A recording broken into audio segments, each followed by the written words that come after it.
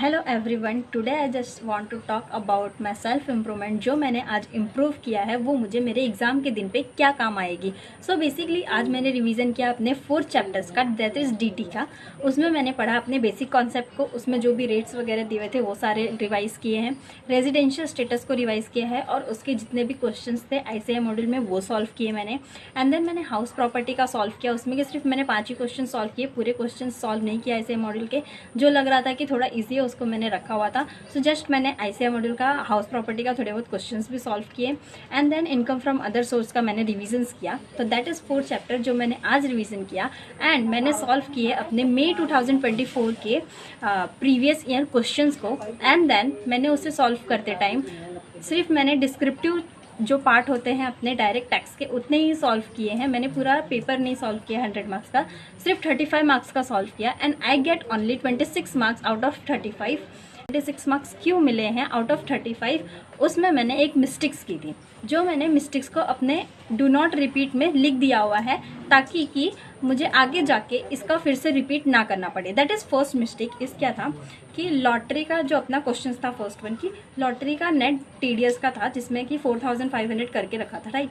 तो उसमें हमें PNL में क्रेडिट साइड में लिखा हुआ था 10,500, बट मैंने क्या किया अपने IFRS में 10,500 लिख दिया एंड PGBP में जाके मैंने उसको लेस किया है 15,000। That is wrong. मुझे उसमें PGBP में 10,500 माइनस करने थे एंड IFRS में 15,000 को ऐड करना था। सो दिस इज़ माई मिस्टेक, जो मेरे को अभी नेक्स्ट टाइम से ध्यान रखना है कि अगर हमें TDS वाला क्वेश्चन आया तो नेट TDS का जो अमाउंट होता है वो मुझे PGBP में नहीं लेना है, IFRS में लेने हैं। और जो अपने PGBP में लेना है वो सिर्फ और सिर्फ जो क्रेडिट साइड में होता है वो TDS को हटा के जो अमाउंट होता है वो लेना है। एंड सेकेंड वन, मैंने हाउस प्रॉपर्टी का लॉस तो कैलकुलेट कर लिया। हाउस प्रॉपर्टी के हेड में जाके मैंने हाउस प्रॉपर्टी का लॉस कैलकुलेट कर लिया कि हाँ भाई इसका इतना लॉस है, लेकिन उसको मैंने PGBP की इनकम में सेट ऑफ ही नहीं किया, किसी और इनकम में सेट ऑफ नहीं किया। हम लोग उसको सेट ऑफ कर सकते हैं, राइट, लेकिन मैंने ऐसा नहीं किया। This was my second mistake.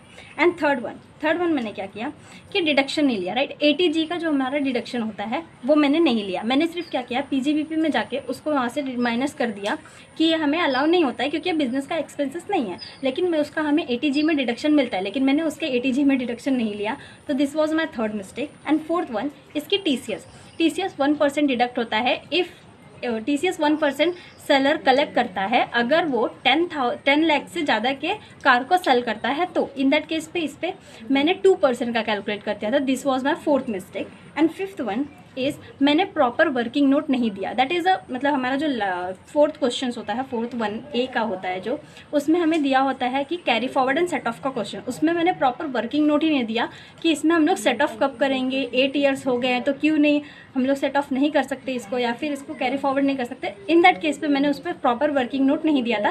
This was my fifth mistake. And sixth one कि मुझे आंसर आते हुए भी I am not solving the questions. मैंने क्या किया कि मतलब लास्ट का एक क्वेश्चन था जिसमें लिखा था कि कंपलसरी ऐसे कौन से लोग हैं जिनको कंपलसरी रिक्वायर्ड होता है कि वो अपना रिटर्न फाइल करें, लेकिन मुझे वो आते हुए भी मैंने उसे सॉल्व नहीं किया। This was my sixth mistake. तो ये मैंने सिक्स्थ मिस्टेक की है जो मुझे नेक्स्ट जब मैं अपना सितंबर 2024 का पेपर सॉल्व करूँगी तो इन दैट केस पे मुझे ये ध्यान में रखना है कि मुझे ये मिस्टेक नेक्स्ट टाइम नहीं करनी है। So this is my today's improvement. Bye bye.